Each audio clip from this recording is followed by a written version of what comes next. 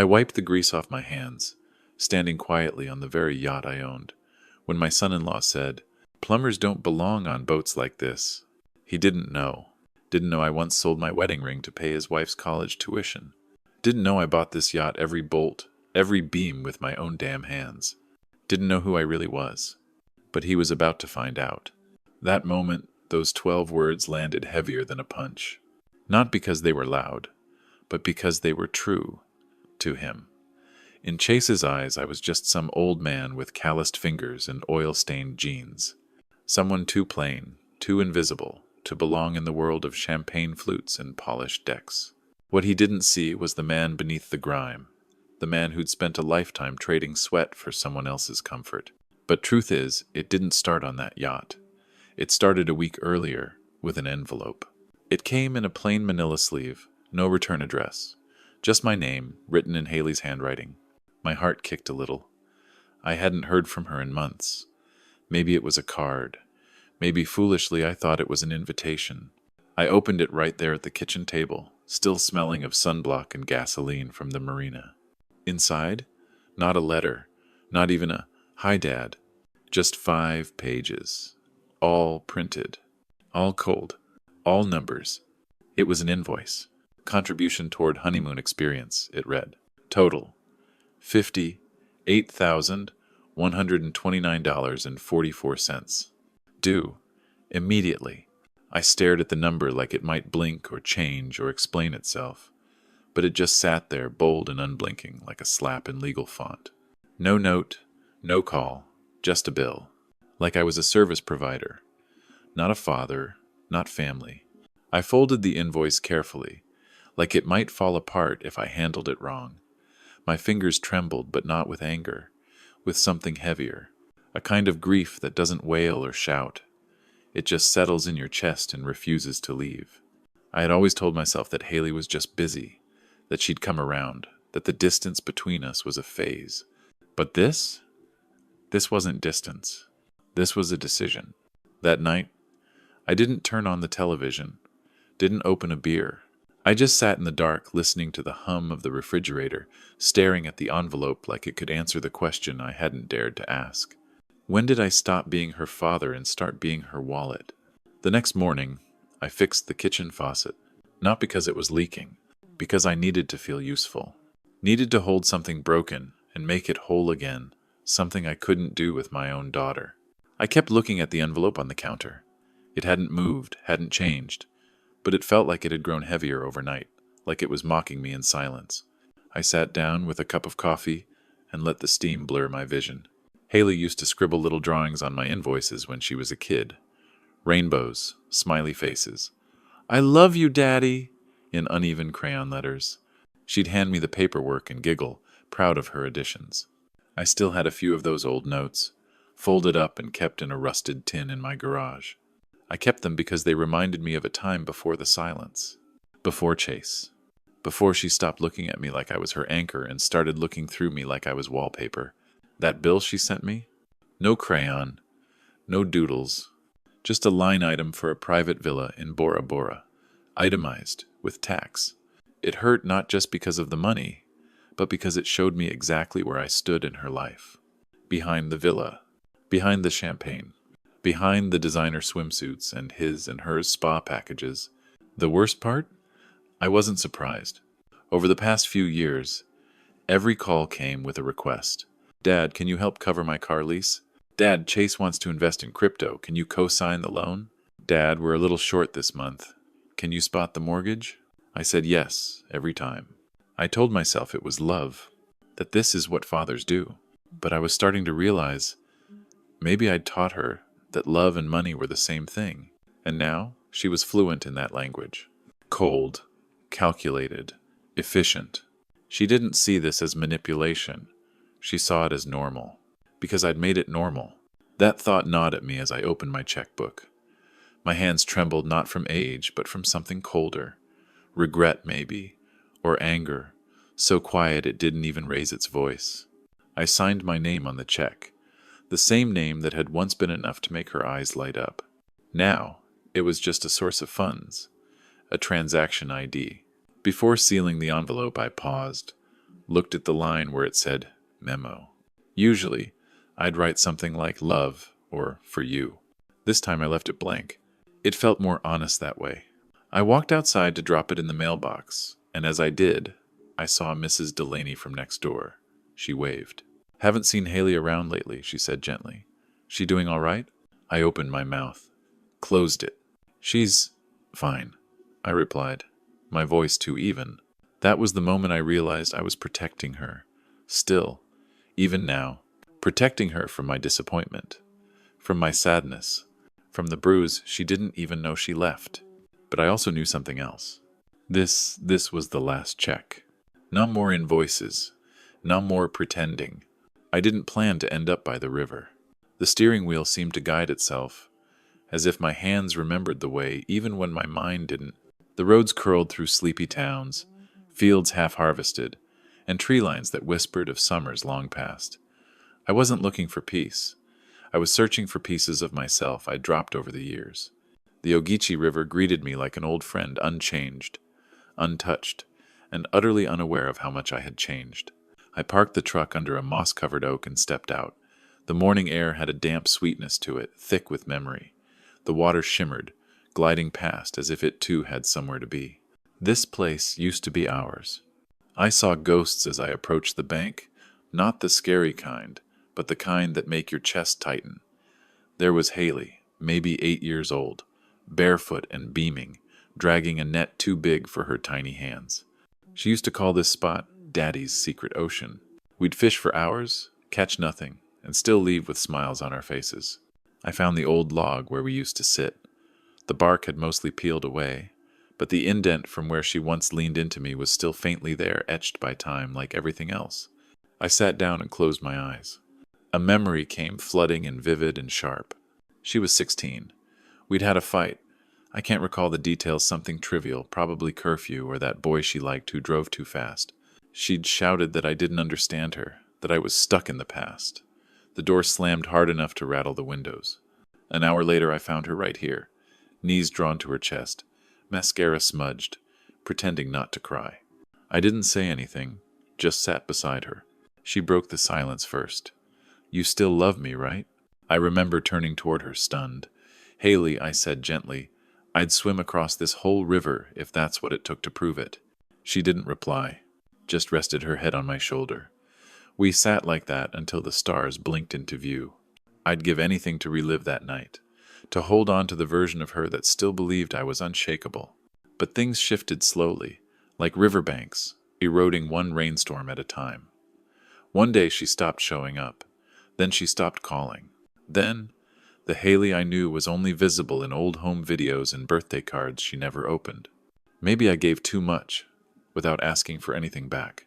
Maybe I failed to show her that love also meant boundaries, not just blank checks and second chances. Or maybe Chase taught her to forget. A dragonfly skimmed the surface of the water, then darted toward the reeds. Nature doesn't dwell, it just keeps going. I realized then that I'd been standing still while the rest of the world moved on. The only one anchored to a past no one else remembered. And for the first time in years, I asked myself something I hadn't dared to before. Would she come looking for me if I stopped being useful? The loss of her mother, and the promise I made. The wind shifted, just slightly, as if the trees had paused to listen. I remained on that log, watching the river curl around a fallen branch, like time itself dodging obstacles it couldn't erase. My thoughts drifted backward again, back to the winter we lost Anna. Cancer didn't knock. It barged in like a thief and left no part of our lives untouched. The chemo, the sleepless nights, the desperate prayers whispered into bathroom mirrors. Haley was only 12. Too old to not understand, too young to fully carry the weight. I remember that final morning at the hospital. Anna's skin was pale as moonlight, her breath barely more than a whisper. She reached for my hand, and then gestured toward Haley, who was curled up in the corner chair, pretending not to watch. "She's going to need you, more than she'll admit." I nodded, but my throat burned too hot to speak. "You promise me," she said again, firmer this time. "You stay soft for her, Gerald. Don't turn into stone." I made that promise. I made it with my whole heart. In the beginning, I kept it. I was there for every science fair, every birthday, every single parent-teacher meeting with a tie too crooked and eyes too tired. I brushed her hair on the first day of middle school badly. I burned dinner more nights than I could count. But I tried.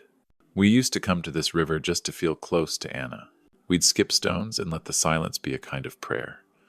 One afternoon, maybe a year after the funeral, Haley turned to me and asked, "Do you think she can still see us?" I swallowed hard. "I think she never left." That made her smile. That made both of us believe for a while. But then came Chase. At first, he was kind, polished, polite. He'd bring flowers, offer to fix my mailbox. I wanted to like him, I really did. But there was something too smooth, too rehearsed. Haley fell for him quickly. Maybe because he didn't remind her of grief, or maybe because he promised her a world where sadness had no place. And I didn't fight it hard enough. Maybe because I didn't want to break my promise. Maybe because I was afraid if I pushed too hard she'd slip away faster. So I kept nodding, kept writing checks, kept pretending I couldn't see the small ways she stopped needing me. But on this riverbank, the silence feels louder than it used to. Like it's asking me if I did enough. If I kept that promise Anna asked of me. I picked up a stone and rolled it between my palms. "I tried, Anna," I whispered. "I really did. But somewhere along the way, she stopped letting me in." The stone skipped once, twice, and then sank. Just like us. And still, I wait. Because that's what fathers do. Not the loud ones, not the proud ones, but the quiet, stubborn ones. The ones who stay long after the doors close. If she ever comes back to this river, I'll be here. I left the river when the sun dipped low and the air turned sharp. I told myself I'd return soon, maybe bring flowers next time, maybe bring closure. But for now, I had a dinner to attend, one that tasted more like duty than reunion. Haley had invited me 2 weeks ago. "Chase wants to make up for last time," she said, her voice light but practiced. "He got a reservation at that new waterfront place near Tybee. You'll like it." I almost said no. After everything, after all the ways he'd made me feel small, invisible even, I should have. But then I remembered Anna's voice. "Stay soft for her, Gerald." And I gave in, like always. The restaurant was all glass and steel, all pretense and polish. Waiters wore gloves, wine glasses sang when placed on marble tables, and the air smelled like money, trying too hard not to smell like anything at all. Chase stood to greet me with that same politician's smile. "Gerald, glad you made it. Hope you didn't bring your wrench." He chuckled. I did not. Haley kissed my cheek. Her perfume was too sweet, like she was hiding something bitter beneath it. We sat. I listened. Mostly about real estate and crypto and how Chase nearly closed a 6-figure deal before lunch. Every sentence from his mouth felt like a resume with a pulse. I nodded when required, sipped my water, and forced myself not to look at Haley too long. Because every time I did, I saw less of the girl who once asked if her mother was still watching, and more of a woman trying too hard to prove she belonged at a table like this. "Tell us about your work, Gerald," Chase said suddenly, swirling his wine. "Still wrangling water heaters?" Haley winced, just slightly. "I noticed." I smiled tightly. "Retired now, but I did all right. Paid off the mortgage on our old house before I turned 50. "Oh, that place," he said, waving a hand. "Haley told me it's quaint. We should get it listed before the market dips again." It was like hearing someone suggest selling your memories. I placed my fork down and looked at my daughter. "Do you still remember the day your mom planted those jasmine bushes out front? You were 6, dug the holes yourself with a plastic shovel." Haley blinked. She nodded, but her smile faltered. Chase cleared his throat. "Well, the land's worth more than the flowers, I'm sure." I felt my chest tighten, not with rage, but with something far worse detachment. I excused myself early. As I left, I glanced back. Haley didn't follow. She didn't call out. She just stared at the tablecloth like it could answer something she wasn't brave enough to ask. And I realized silence was no longer sacred between us. It was just empty. The walk back to my truck was slow, not because my knees ached, though they did, but because I couldn't shake the chill I carried out of that restaurant. It wasn't the ocean breeze. It was something colder, something older. I sat behind the wheel for a while, hands resting on the steering wheel, not turning the key. The dashboard flickered faintly in the dark, but I didn't move. All I could think about was how Haley hadn't hugged me goodbye, not even a glance. We used to hold hands crossing the parking lot. She used to point at stars and ask if her mom was up there, watching. Tonight, she hadn't even looked up. It's strange, the way silence accumulates. Like dust in an old house settling slowly until you no longer recognize the place. My phone buzzed, jolting me. Unknown number. Normally I'd ignore it, but something in my chest told me to answer. Mr. Pierce? Yes. This is Denise calling from Atlantic First Bank. We've been trying to reach someone at 1245 Willow Lane for several weeks now. My spine straightened. That's my daughter's address, I said slowly. What's going on? I see. Well, we've mailed multiple notices regarding missed mortgage payments. Your name is still listed as the primary cosigner. I gripped the phone tighter. What? I'm sorry, sir. Unless a payment is made by the 15th, the account will be flagged for foreclosure proceedings. Oh. She kept talking, but I didn't hear the rest. I heard ringing, not in the phone in my ears, like pressure building behind everything I didn't want to know. I'd paid off that house years ago. It was meant to be Haley's safe place, her fresh start. I'd signed it over when she married Chase, trusting foolishly that she was in good hands. Apparently, those hands were gambling hers away. I drove home in silence. Not even the radio filled the air, just the sound of tires humming against pavement, and my breath tight and shallow. I poured a drink the moment I walked in. Saturday at the kitchen table, staring at the dusty photo on the fridge, Anna, Haley, and me on the front porch, smiling like life wouldn't dare touch us. I pulled the old file box from under the counter. Birth certificates, house deeds, all the things I hadn't opened since retirement. And there it was. My name, still on the paperwork. A knock at the door startled me. It was my neighbor, Curtis. Just checking in, he said, eyes soft. Saw your truck come back kinda late. Everything okay? I nodded, but the lie tasted like rust. He hesitated, then added, You ever need to talk, Gerald? Front porch is always open. I thanked him, closed the door, and locked it. Because tonight wasn't for talking. Tonight was for understanding that somewhere along the way, I'd handed over everything I had and Chase had turned it into debt. And Haley, she'd let him. Sleep never came that night. Only questions did. By morning, I had brewed 2 cups of coffee, but drank neither. They sat cold on the counter, while I sat colder in the garage, where I kept the things no one else cared to find. A box marked taxes held more than receipts. It held proof of every sacrifice. Tuition wires to Haley's university, down payments for her first car. The transfer that wiped out my retirement fund to secure the house she and Chase now lived in. I'd always joked that plumbers keep everything because no one else does. Turns out it wasn't a joke. I sat down at my old workbench and started lining up every document I had left. Deed transfers, bank notifications, my original will. And then I pulled up the bank's online portal, something I hadn't touched in years. What I saw turned my stomach. Multiple late payments. A home equity line of credit Chase had opened using my name secured against the house I bought. $38,000 withdrawn in the past 6 months, marked as consulting expenses. He wasn't just arrogant, he was reckless. And Haley? She'd either helped him or looked away. I called the bank. Can you confirm who co-signed this line of credit? I asked, voice low and steady. A pause. Chase Whitaker and Gerald Pierce. Co-signature authorization was submitted via fax on the 12th of April. I never signed anything in April. Would you like to open a fraud investigation? Yes. The word stuck on my tongue. Because saying yes meant finally admitting the truth.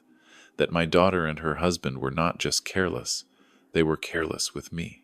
But before I could respond, a memory crashed in.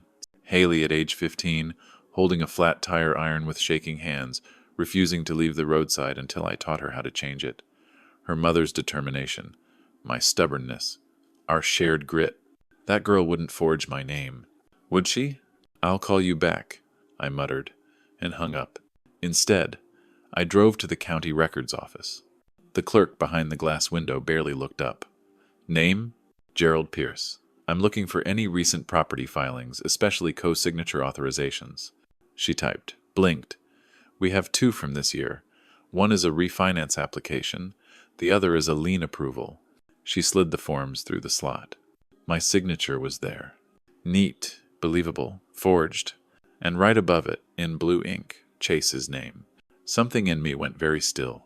Not angry, not sad, just quiet. Like the part of me that once hoped Haley was still the same little girl, finally stood up and left the room. I took the copies home, laid them on the kitchen table like puzzle pieces from someone else's life. And then I picked up the phone and called my lawyer. Mark, it's Gerald. I need to update my will, and I need to find out what legal grounds I have to take back what's mine. He paused. Everything all right? I looked at the papers. It will be. Mark, my lawyer, didn't say much at first. He was the kind of man who lets silence make people uncomfortable, but I'd worked in crawl spaces for 30 years. Silence didn't scare me anymore.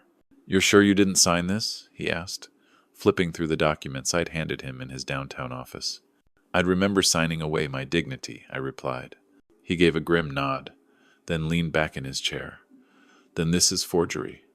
And if Chase submitted this without your consent, that's criminal. Criminal.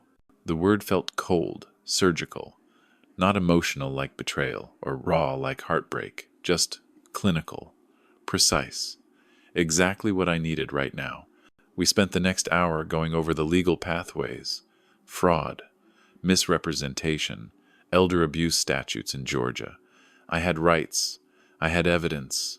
And for the first time in months, maybe years, I had a clear path forward. Do you want to go public with this? Mark asked. I shook my head.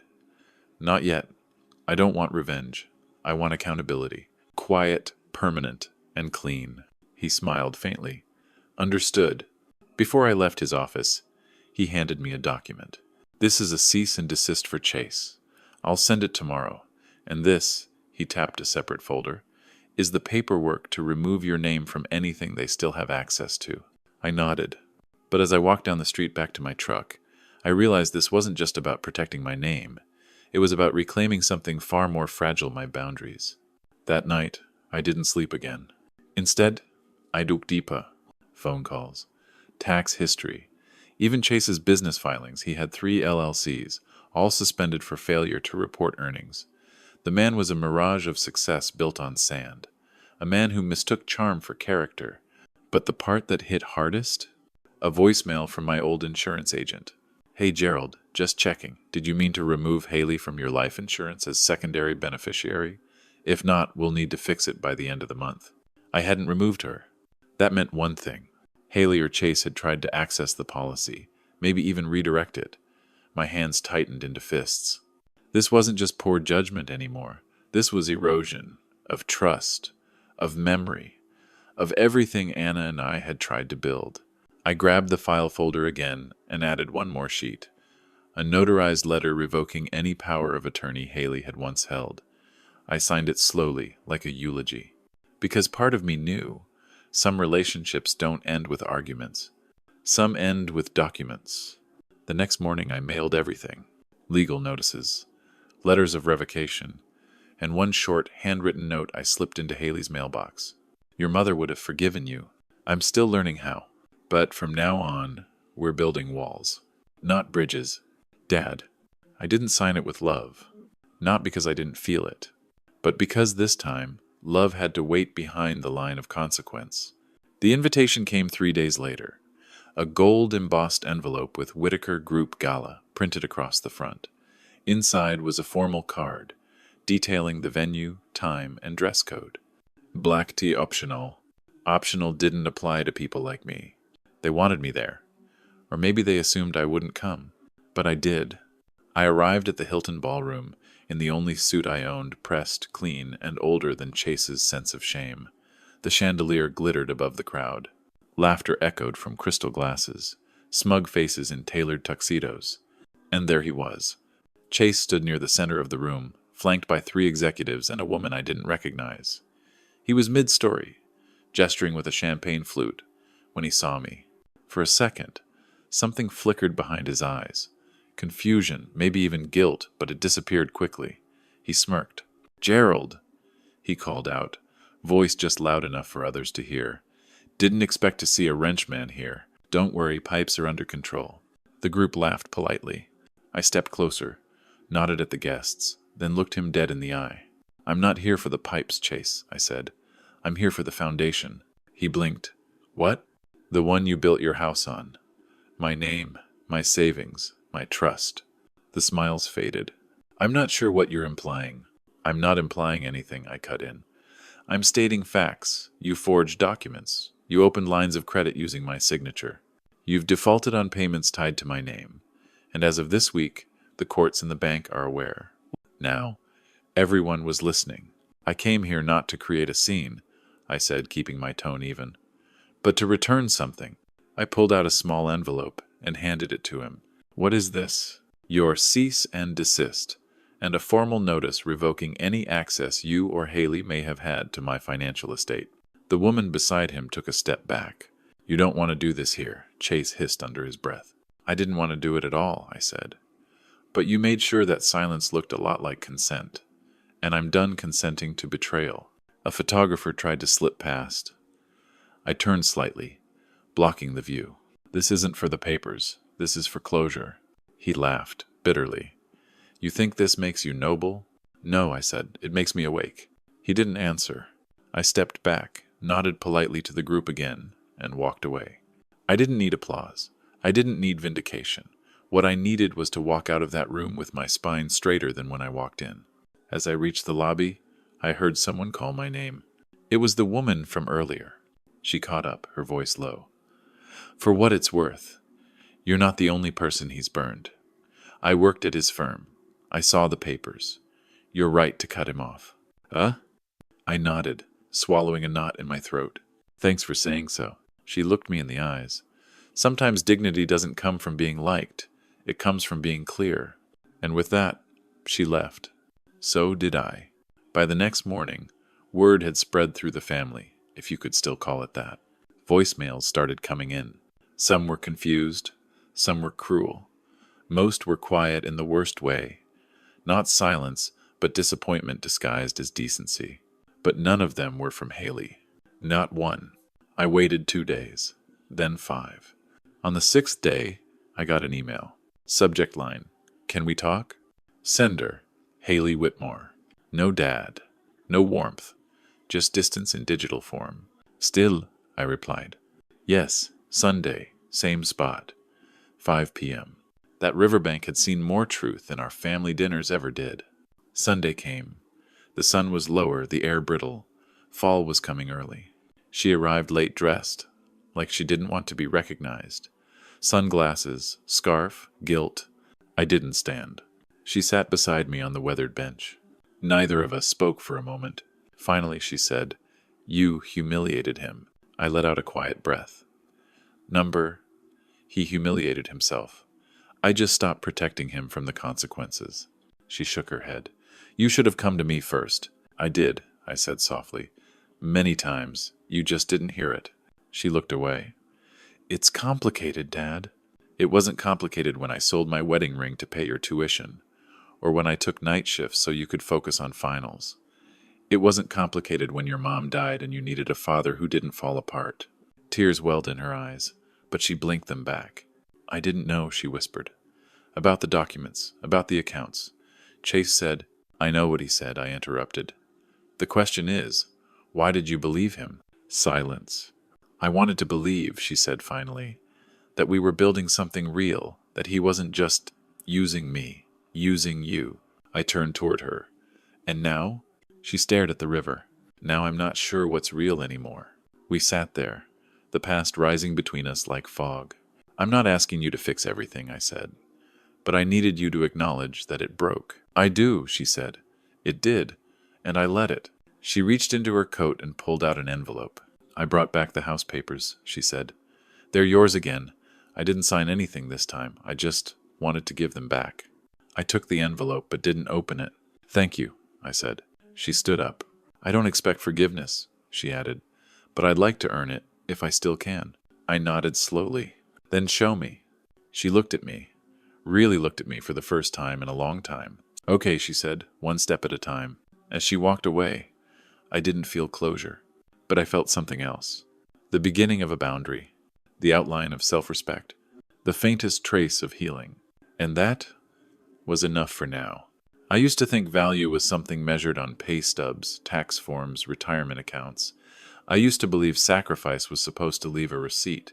But as I sat alone on the yacht I'd once bought in secret, I realized the true ledger of life isn't made of numbers. It's made of people, of presence, of principle. It's been 6 months since that night at the gala. 4 months since Haley handed me back the deed, a gesture that weighed more than words.